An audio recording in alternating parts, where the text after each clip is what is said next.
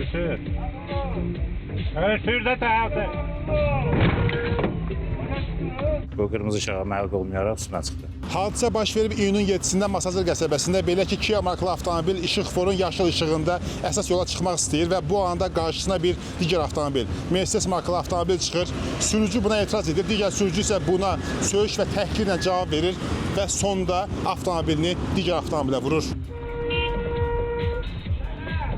Hələ üstümə gəl. Üstümə niyə sürürsən? Çox səhv eləyirsən. Sən də geçinə məşğul. Sən də ağıllı. Sür. Evet, sür də tərəfdə.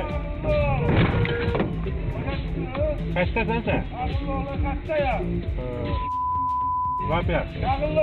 Təbii ki, reaksiya verib siqnal verdim ki, niyə belə eləyirsən? Qayşı yaxşı eləyirəm. Maşına yeri düşmədən. Bir bazı mübahisəmiz oldu. Sonra maşını arxaya verərək maşının üzərinə çıxdı, əzdi maşın. Bəli, yaşlı işıqla nə yanırdı? Yola çıxmaq istədiyim vaxtda bu qırmızı işığa məhv olmayaraq üstünə çıxdı. Nəinki məni, orada ətrafdakı insanlar müdaxilə edir ki, niyə belə eləyirsən?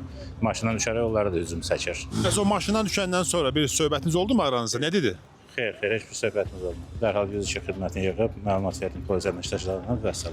Aqressiv görsənirdi, çox aqressiv idi. Həddindən artıq sanki özündə deyildi, belə deyil. Çox ziyan dəyib? Harası 2000-ə yaxın ziyan dəyib. İndi böyle nə aparacam qiymətləndirməyə, indi görək nə dəyib olacaqdır. Bu yol nəqliyyat hadisəsində həmin demək Galenwagen markalı maşının sürücüsünün hərəkətləri qanunsuzdur.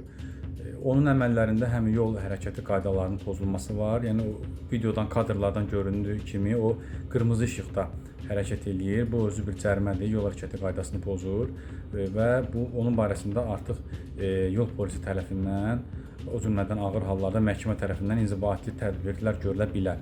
Digər tərəfdən isə burada həm də xuliqanlıq cinayətindən söhbət gedə bilər.